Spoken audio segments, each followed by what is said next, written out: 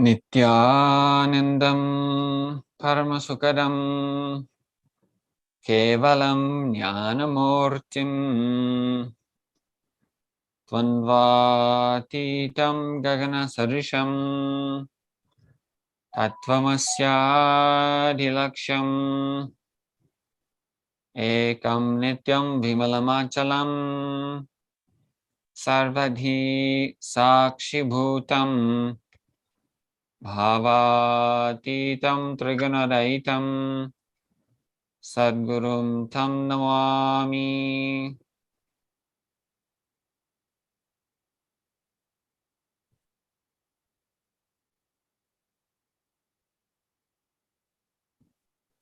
Yes. Namaskaram, Yeah, welcome everyone. My salutations to you, Guru. Namaste. Namaste. And we'd like to welcome everyone to today's discussion on Hinduism Now Global Press. And we have new and special guests today. I'd like to introduce, we'll be engaging in various topics today, including Vedic astrology, Jyotisha.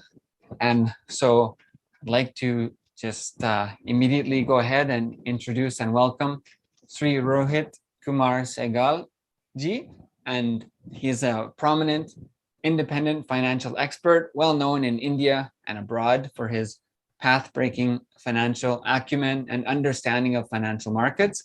He holds a master's in financial management, gold medalist, and has developed a unique model of marketing forecasting, combining the principles of business, finance, and Vedic astrology.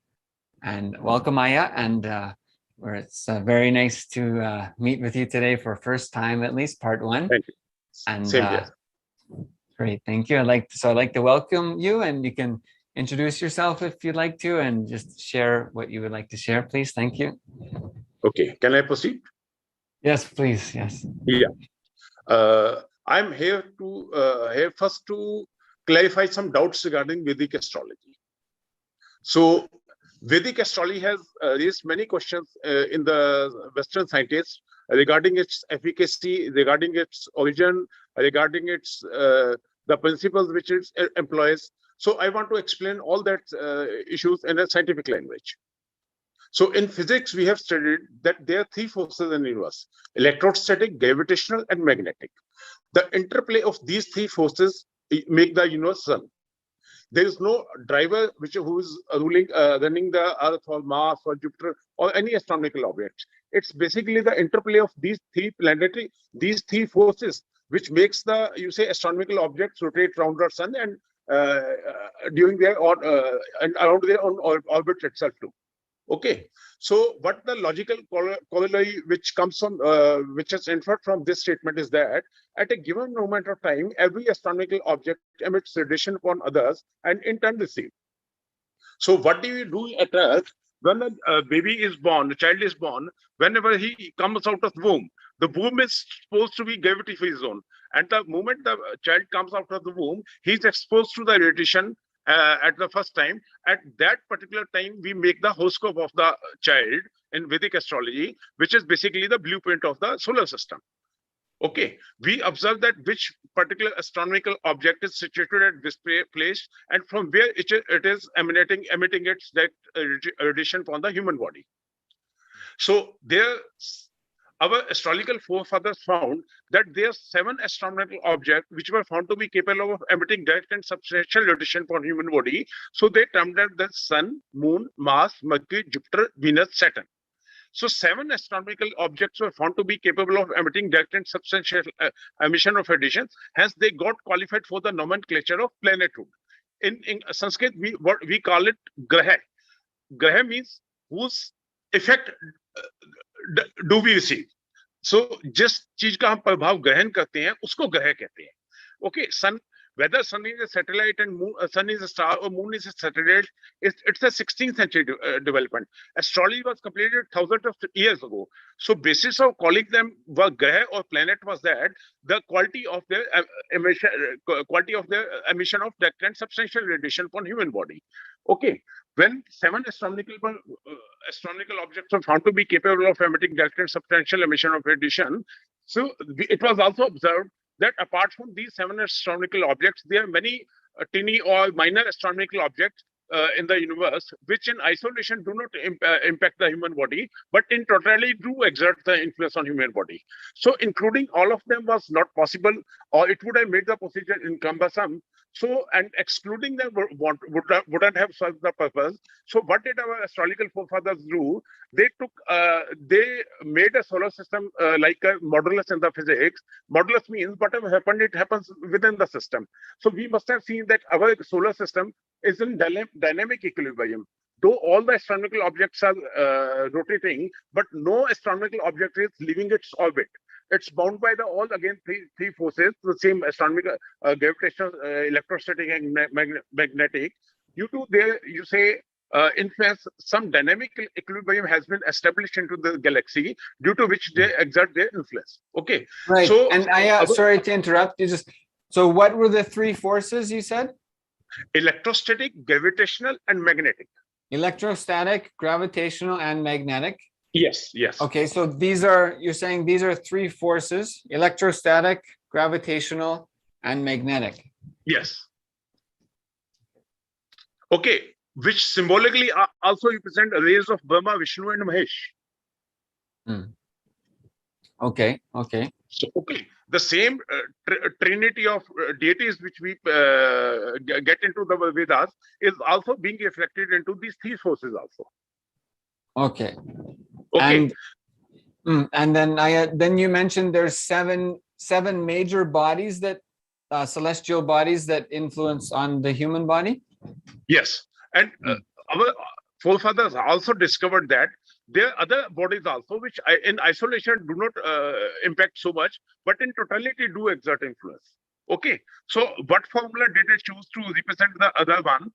They made a solar system, represented solar system as a modulus, and took Earth as a center, and subtracted the set of 7 planets radiation, and whatever was left, which was coming from North Pole, they represented it by the name of Rahu, and whatever was being represented from the South Pole, they called it as a Chai, or a reflection planet called Ketu. So Rahu and Ketu are two representative points incorporating the leftover radiation by the above said 7 planets. Okay, and sometimes the question comes: Uranus, Neptune, Pluto, they are also in the cosmos or celestial body, influencing the body, human body, but they have no cognizance in this scheme of planethood. So my observation is that they are only being discovered, not been invented. Okay, their provision has already been incorporated into Rahu and Ketu. And what is the empirical verification of this Rahu and Ketu? It could be a hypothesis till I said now, but there is some empirical verification also. Since Rahu represents North Pole and Ketu represents South Pole, so they also happen to be intersection point of Earth and Moon's orbit also. Okay. So due to representing Earth and Moon's orbit intersection point, our Indian ephemeris or Panchang or Indian priests, by looking into the ephemeris, they do predict the eclipses from time to time, just by seeing whether Earth, Moon, Rahu and Sun, Moon, Rahu and Ketu come into the in a linear position or vertical position. They do predict the eclipse. So predicting eclipse has been ancient from the years ago. In Mahabharata, it is also mentioned that Kishan was when Arjun wanted to kill Jayadratha. So Lord Kishan had created an eclipse, and due to which Jayadratha came out of from where he was hiding, and he came out, and Arjuna was able to kill him and fulfill his words. So there is mention of eclipses in the Mahabharata also. Okay, and some people doubt the antiquity of astrology, about which I would like to clear that in Mahabharata also it was very, very well said that Panch Pandav and the Sehgal was the fifth one. He was very good, exceptional exponent of Vedic astrology.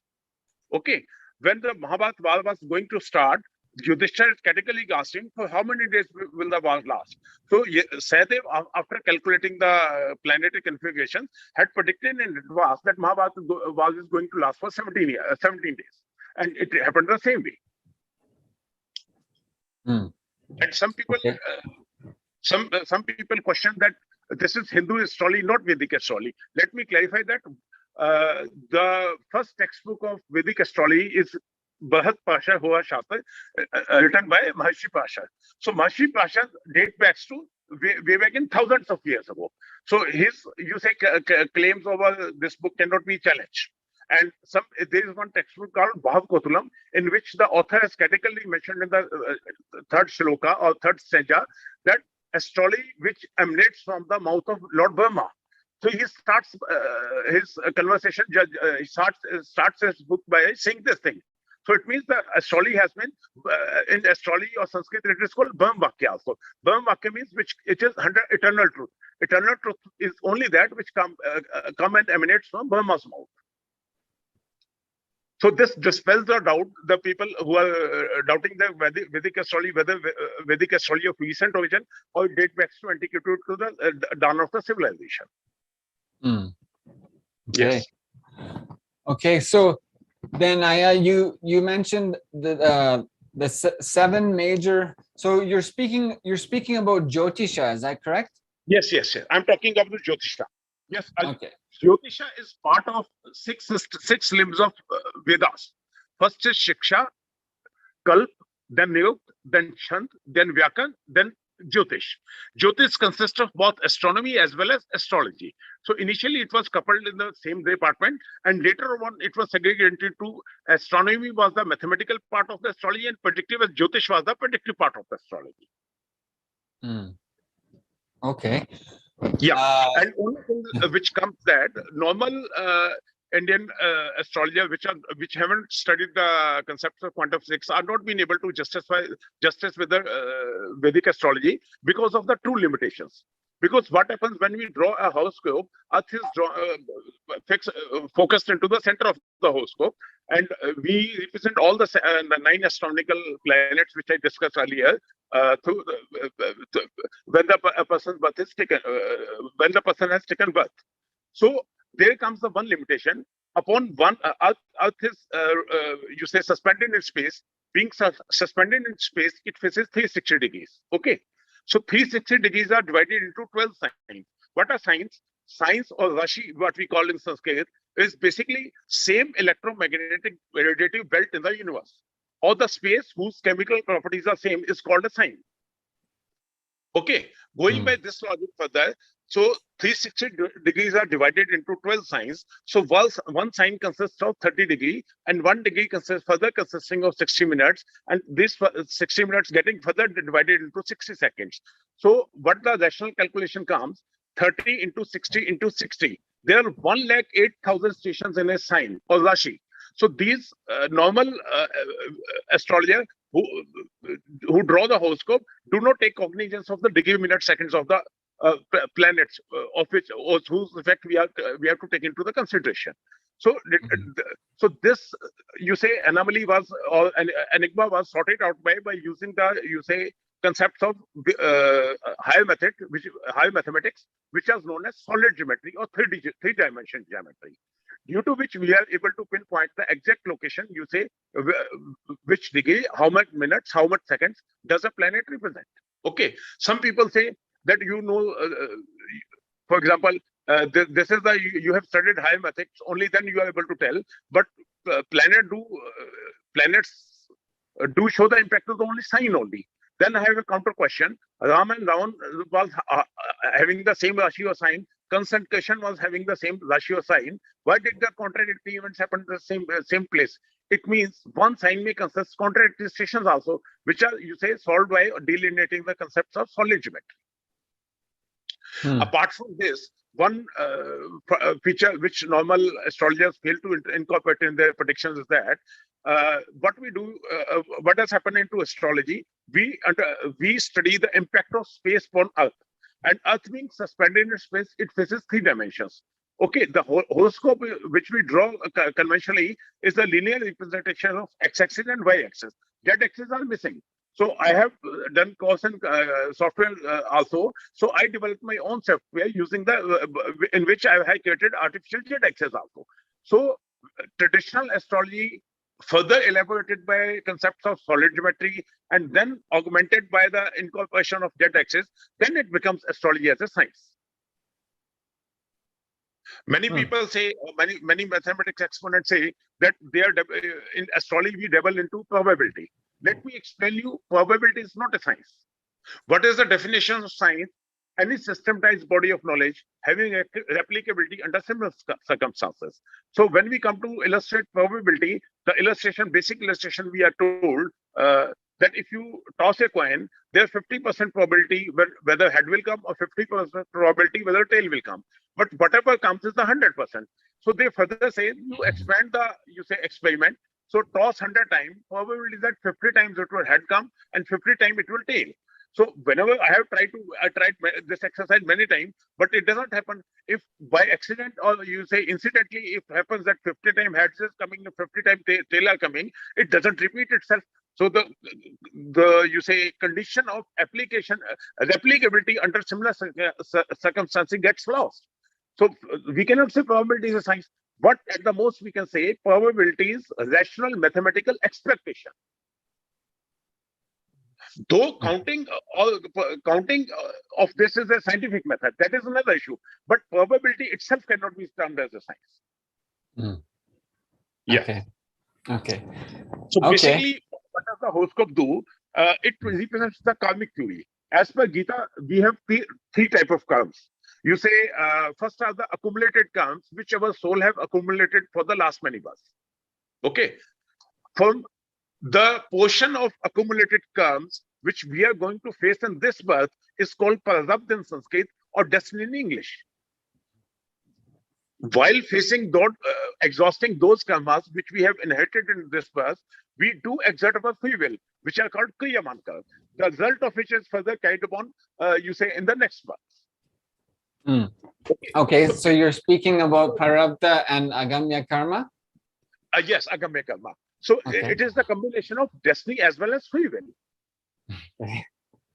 Okay. So going with this logic, there are four purusharthas mentioned in the Vedas, which are dharma, artha, kama, and moksha. Okay. So we inherit our certain karmas according to which we have to fine tune our dharma, artha, and kama karmas, dharma, artha, and kama karmas. And if they are in harmony or in tandem with the destiny, only then we are bound to get emancipation or moksha. Okay, so astrology has two aspects. One is called esoteric astrology, the other being exoteric astrology. So exoteric astrology deals with the mundane events, like when will marriage take place, when will this boy get job, when will this boy get married, when will he buy a house, like this. All the material things which are to be taken into consideration come under the realm of exoteric astrology. While esoteric astrology is altogether different. The main motto of Vedic astrology is to make the coordination between esoteric astrology and exoteric astrology. What does esoteric astrology say? You have taken birth at a given moment. You say at a particular date of birth, you have particular date of time, at a particular place. Any person is born with some parents. Is it a deliberate choice? Is it a deliberate effort, or was he made to take birth into this type of condition? He was made to take the birth under this type of condition. Okay, when you can say the first stroke of life is not in your hands, what else is in your hands? Okay, you have to face your karmas. According to your karmas, you take the birth on this thing. So what I was telling, the esoteric astrology elucidates the principle. For example, you were born to a particular parents. What karmic relation was due with have your parents' soul in previous births, due to which you were made a son to the particular couple. Okay, what brother and sister do you inherit? This is also a karmic connection. So finding the karmic connection in a horoscope is the jurisdiction of esoteric astrology. So the principle of exoteric astrology and esoteric astrology sometimes clash, because if we predict about somebody's rise, we do say that in coming 2 years or 3 years, you are going to have good name, good fame, good wealth, and everything. But esoterically, we do forewarn him that this period is going to maybe bad because you are going to exhaust your previous virtues. Okay. And for example, if somebody is going to face humiliation, defamation, or losses in the business, we categorically esoteric astrology say this is a good time. Because you are here exhausting your past evils, past bad deeds. Okay, so whenever someone has good time, we do forewarn him that though this is a good time from mundane point of view, esoterically you are bound to exhaust your previous good deeds. So what we suggest him, you maintain your doing good. You please maintain your good karmas going on, so that whatever good karmas previous month's good karma you exhaust in enjoying the life, they do not get depleted, rather they get replenished by your existing karmas. So the end of the day, moral of the story comes that astrology guides that what actions one should take according to his path, which would take him dive into spirituality and eventually lead to his emancipation. So this is the crux of astrology. Okay. Okay. Wow. Okay, that's great. So let me make one explanation also. Some people correlate this astrology to Hindu philosophy. Okay. And let me explain that philosophy in Hindu, for example, Western, the term is called philosophy, but in Sanskrit, this term is called Darshan Shastra. Okay, there are 6 types of Darshan Shastra. You say Sankhya Darshan, propounded by Kapil Muni, and Mimamsa Darshan, and Gemini Darshan, and some like that. For example, I give you an example of Sankhya Darshan, which explains that one should not eat non-vegetarian due to with a practical illustration.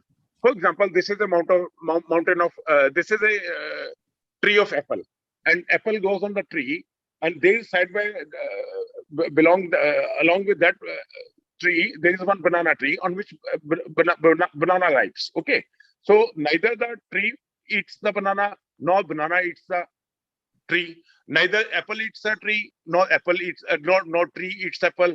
Neither apple eats banana nor banana eats apple, or you can say vice versa. Because by observing, they are stool.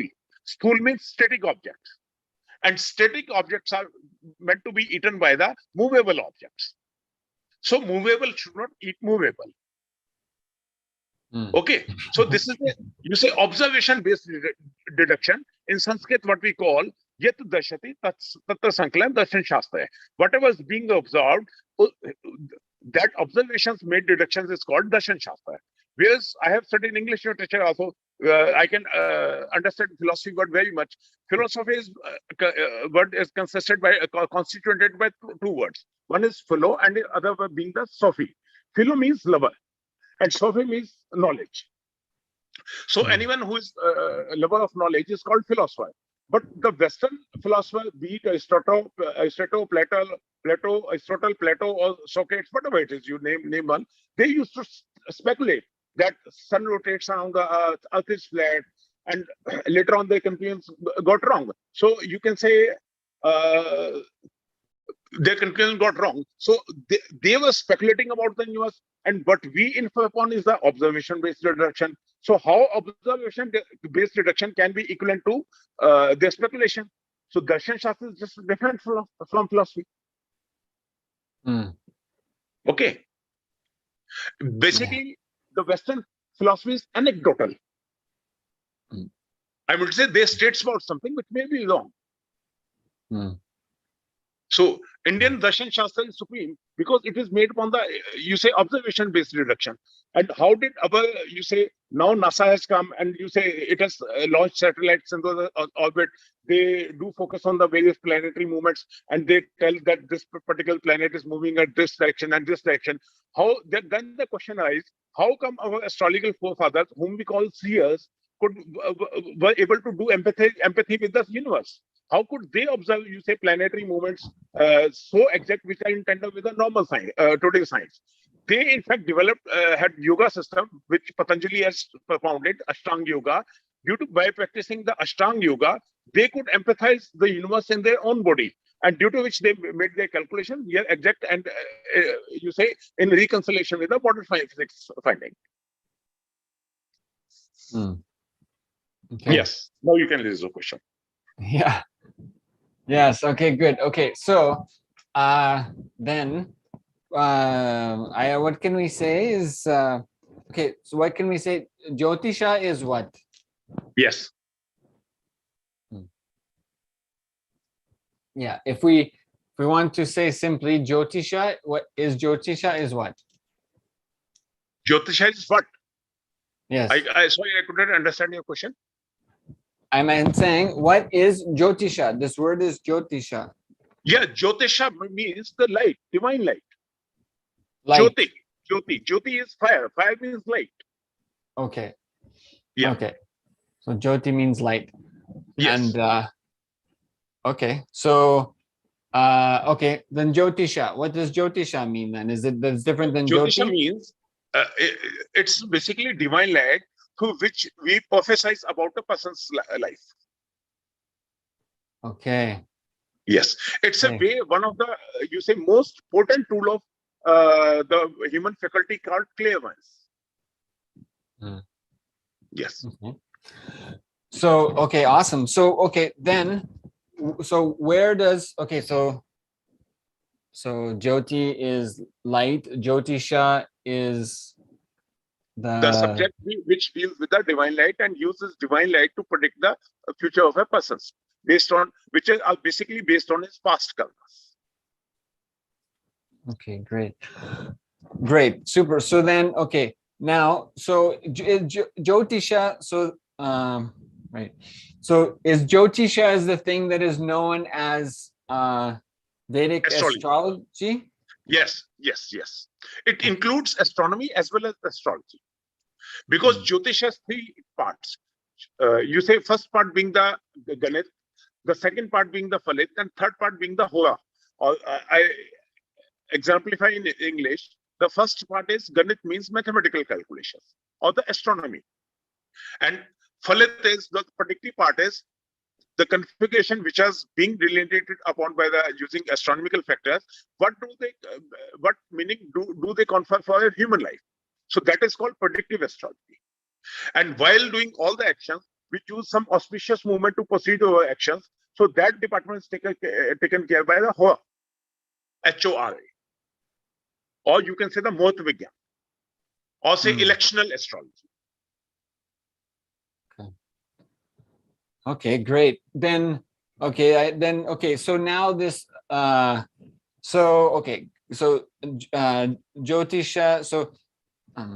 So we would refer to Jyotisha as a science. Is that correct? Yes. Or it's a super science. Super science. Okay. Why super science? Because what is science? Physics is 400 years ago, there came the Newton, a guy called Newton. He told people that there is a law of gravitation. But then Galileo came, he said, though there is law of gravitation, but there is an exception or flaw to the law of gravitation also, that is called escape velocity. Though according to law of gravitation, every object falls upon Earth, okay? And while you say, Galileo has propounded that if you throw an object with a speed of 11.2 kilometer per second, which is named as escape velocity, it escapes the gravitational pull of Earth and is gone into and is thrown into the space. Okay. Now later on, the further developments came into the physics, and they came to the conclusion that once the object is being thrown out of the orbit, thrown out of the with the escape velocity out of the gravitational pull, it rotates again. It rotates the Earth from 36,000 kilometers, which is called geostationary orbit. Then there was another scientist who told that there is further another orbit which is called synchronous orbit. Now the future generation will come; they will further expand the horizons, and they will go editing themselves. So physics is a developing science. Okay, astrology was developed thousands of years ago. So with a developing science like physics, which is so naive as well as immature, so far as comparison to astrology is concerned, a developing science cannot interpret a developed science like astrology. So if we call a developing science a science, obviously a much earlier developed science would be entitled to call it a super science. Right. Okay. Yeah. So okay. So even a greater science. Yeah. Okay. Good. So the Jyotisha is a Vedic astrology and astronomy. Yes. Combined. Combined. And okay. So Okay, what's the difference between astronomy and astrology? So what happens in astronomy, we calculate the planetary position of the constellation as well as the stars. Okay, the arithmetical part of astrology is known as astronomy. And once that has been taken into consideration, we do infer what results that particular combination of planets or that particular configuration is going to create, impact in his life. So interpretation of that particular planetary configuration, interpretation is called Vedic astrology, due to which, or you say predictive astrology. Okay. Yeah. Okay, so astronomy has to do with the locations of the planets or the celestial bodies? Okay. Yes. Now you can ask me, how can we empirically verify these things? That thousands of, in fact, you say 100,000 of kilometer away astronomical object, how can they do exert influence on the human body? So how do you say, how do tides come? It is very much known fact that tides come because of the gravitational pull of sun and moon. Okay. And human body contains 70% water. If you say so, that influence also being penetrated upon human body also. If some influence is cannot be reflected into science, it cannot set that it does not exist. Truth is what which works. This is the limitation of the science, which cannot take into consideration of this impact of the tides. If you go to any mental asylum, whenever the full moon is there, so lunar activity increases. Lunar activities are derived from the lunar world. Lunar means the moon. Okay, so whenever full moon is there, so all the people have high emotions, high tide. Like high tides, people are also turbulent, also feel turbulence in their mind also. Right? And whenever there is dark moon or no moon or Amavasya, which we call, you say no moon or new moon, there is absence of moon's light. So water remains calm at that time. So mostly people go into gloominess and depression at that time. So likewise, I established the correlation of sun and moon's gravitational pull into the human body penetration. Similarly, exists the other 7 planets impact into human body also. See, if eclipses are being foretold by Vedic astrology much in advance before they occur, it means everything is right. In physics, there is a method called induction method to verify truth of a certain thing. For example, I have to charge this mobile. I'll use it to my charger. Okay, charger will be connected into a power point. Okay, that power point receives light from my meter, electricity meter. That electricity meter is being conjoined with the transformer, and transformer is further being the energy in the transformer being supplied by the power grid. Okay, if we switch on make a switch on and the light comes, it means that every system which we have discussed is correct. So okay, if astrological predictions come true, or whether you say prediction of the eclipse comes true, it means every system, whatever we have calculated is truth. So this is called induction method of verifying the truth. Okay. Yeah, it's so one of the parts is if the Vedic astrology the Jyotisha can predict the timings of the eclipses, yes, then that is definitely showing like that's quite a large predictive capacity to know where and how and when all the planets will, or at least I guess if it's the Earth and the Sun and the Moon, yes, how they would move, and then exactly when the path of that orbit would align. But NASA is counting the planetary movements through a technique which is called simulation. We need not any simulation. We have very well clearly laid out rules how to predict a planetary movement in advance. We need not any observatory to do that thing. Okay. Yes. Okay. Okay. Okay. What is the difference? What's the difference between NASA and how the Vedic astrology does that? So NASA is a developing, I told you, byproduct of a developing science. Vedic astrology was a, you say, substructure of a developed science.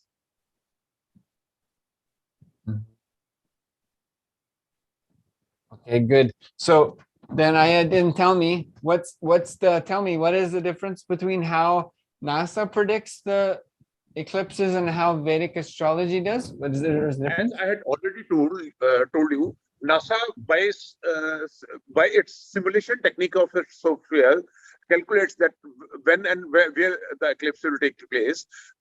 I already told you that by using Rahu and Ketu's calculation and their association with Sun and Moon's orbit, we Indian FMAs do predict them in advance as well as.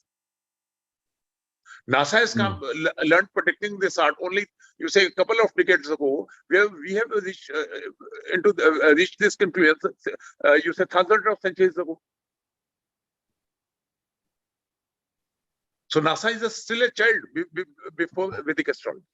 Okay, so what's Rahu and Ketu? What is that? I told you they are the mathematical points incorporating the leftover radiation by the 7 planets. So they represent all the radiation which is coming from North Pole, and Ketu represents all the radiation which is coming from South Pole. Radiation? Yes. As I told you, there are 3 forces in the universe: electrostatic, gravitational, and magnetic. The collective effect of these 3 forces is called as radiation. Rotation? No. Radiation. Radiation. Radiation. Radiation. Yes. Oh, okay. Okay. Wow. Okay. What about this? See, because I heard, what about the when forces they talk about the in modern times they talk about the electromagnetic, gravitational, the weak nuclear and the strong nuclear. What does that have anything to do with something, or? I couldn't get you. What has to do with something? Like in the forces in the modern science talks about forces like gravitational, electromagnetic, weak nuclear, and strong nuclear. Okay. But maybe that's different. Let me tell you, the nuclear forces which you are referring to, let me explain to this thing. You must have seen Lord Shiva's trident. Lord Shiva is holding a Trishul, which is called a trident. Trishul in Sanskrit and in Hindi, and in English it is called trident. Yeah. So whenever there is nuclear fission, so the 3 rays come out of the nuclear fission. One are the alpha rays, which goes into the left direction. Okay. Other are the beta rays, which goes into the right direction. The third one is the gamma rays, which goes straight. So the trident is linear representation of these 3 forces also. The Lord Shiva's trident, the trident is exemplify or give illustration of a highest nuclear fission weapon, with which the Pearl comes. Okay. Okay, great. Super. Okay, wow. So, okay, then we are, okay. So just recapping a bit, we're speaking about Jyotisha, the Vedic astrology, as a part of the greater science of Sanatana Hindu Dharma. Then what can we say, Jyotisha? Where does this come from? Where's all the information? Where is it coming from? Sir, I told you, our yogis and seers meditated upon the universe and empathize the movement of whole universe in their own mindset. In Sanskrit, there is word Yat Pandit Tat Brahmande. So wherever there is a microcosm of the universe, expanding that microcosm, you can get the result of macrocosm. Okay, by meditating upon the Agya Chakra into the very small, you say, point of the Agya Chakra, they could visualize the whole universe into this thing due to their yogic powers. The Yoga Shastra, which was propounded by Maharishi Patanjali, which is called Ashtanga Yoga. Okay. And okay, so then how a modern person or a person like us, if we want to learn Jyotisha, how do we learn it? How do you learn it? There's a certain textbook in the with the astrology written by the seers or the rishis, you can say in English, Sanskrit. So we need to study that, and we definitely need to adopt a guide who will guide. Without guidance, this is not possible. So self-learning can be there, but it cannot make you say exponent of that particular science. You need a master to guide you. The way spirituality is also a subject matter of Guru and Shishya, similarly, the astrology has the same system. You need to have a skilled guru with you to help you understanding the difficult concepts of Vedic astrology. Okay. This you mentioned Guru Shishya. That means yes, Guru and disciple, right? Yes. In India, Gurukul system was there, in which in Gurukul, the Shishyas not only used to learn this astrology, in fact, the other five limbs of the Vedas also, which I repeatedly I mentioned, Shiksha, Kalp, Nayukchand, Vyakaran, Jyotish. This whole 6 limbs were taught to the Shishyas, incorporating their study, deeper study into the Vedas, and you say philosophical, you say dispositions of the Upanishads, and you say simpler meanings of the Purans. So for learning astrology, understanding of the Vedas, Upanishads, and Puran are must, which is collectively known as Vedanga.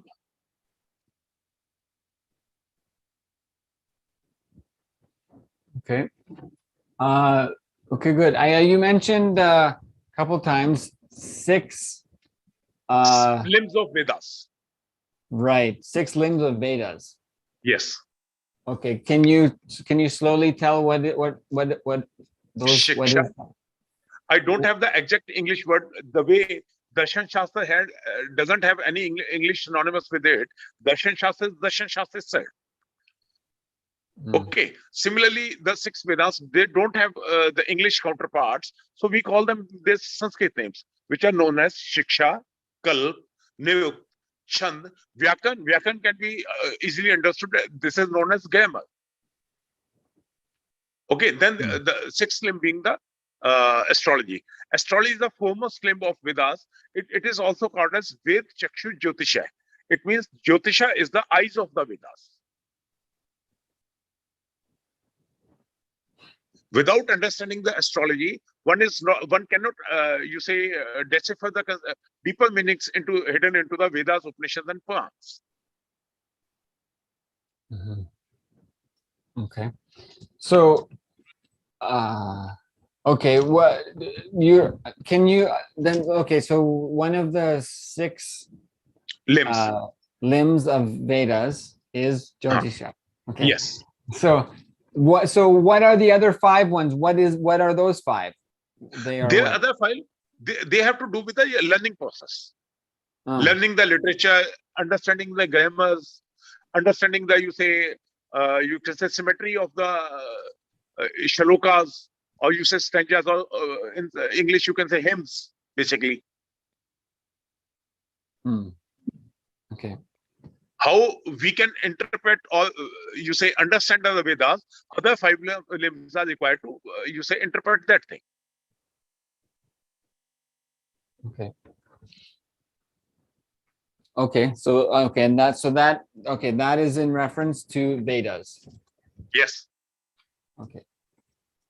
Okay. So we call this 6 limbs of Vedas. Yes. Okay. Okay, great. Good, excellent. So, okay, you mentioned I believe you mentioned there's 3 sort of aspects to the Jyotisha, which was the astronomy, which is predictive part. and the electional astrology. Second, the predictive part. Third being the And electional astrology. electional. Yes, I mean, when to choose which type of karma or which can be did will be auspicious. Mm. Okay, great. Okay, right. So, wow, yeah. So there obviously is, yeah, it's a huge science, right? Yes. Yeah. And yeah, exactly. So there would be, great. So there would be many scriptures, many books about Yeah, more than 100. yeah, certainly, yeah. Yeah. And okay, great. So the Jyotisha. And so then how would you say like is this is it useful for people? How would I say to? Is it like Jyotisha, that how do you answer? Is Jyotisha useful for people? Is it useful? Yes, yes, yes. It is useful not to understand their karmic debts. It is also useful how to redeem your karmic debts. Okay. You're saying the karmic what? The Debt, DEBT. Yes. So by using the astrology, we come to know a particular person by seeing a particular person's horoscope, which karmas he is bound to face, and what are the methods by using which he can exhaust his pending karmas and get entitled for emancipation. Mm-hmm. Okay, excellent. Then, okay, good. I had that some people hear about, I guess in the West, in the non-Hindu world or in the Western world, people hear about karma. Then what can you say? What can you say is karma? What is karma? Any action being done by a particular person is called karma. With some having something in mind, or you say with whether it is intended or unintended for, it is called karma. Let me give you illustration. If a person walks on the road and he deliberately kills insect in front of him, this is called intended karma. And if sometime it may also happen that insect gets killed unintended by the person by putting a foot on that insect. So this is unintended karma, but he has to face the consequences of both the karmas.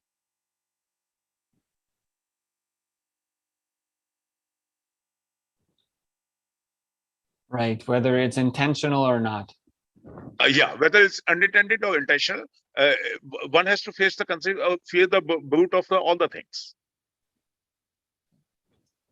Great. Okay, excellent. Yeah, I know you have to leave soon. I would like to have a few minutes after just for us to just debrief individually. Sure. So maybe we'll just complete now, and then we'll still have a few minutes before you have to go. Sure. So, well, thank you very much for introduction. Anyway, I have many questions. So hopefully we can meet again soon. Yes, I'll wait for your call. Okay, great. So let's complete this session chanting a Purna mantra, and then we'll have a couple minutes. Okay, great. So everyone who is here can close your eyes and bring your awareness to your breathing. Breathe as slowly and deeply as you can. And just bring a deep sense of gratitude for something you're grateful for, whether it's a God, a master, a teacher, a family member. Feel that deep sense of gratitude and oneness, and we'll chant Purna mantra. Om Purnamadav Purnamidam Purnat Purnamudachyate Purnasya Purnamadaya Purnameva Vashishyate. Om Shanti Shanti Shanti. Hari Om Tat Sat. Sarvam Bhagavat Shri Nithyananda Paramashiva Parukarpanamastu. Om Nithyanandam.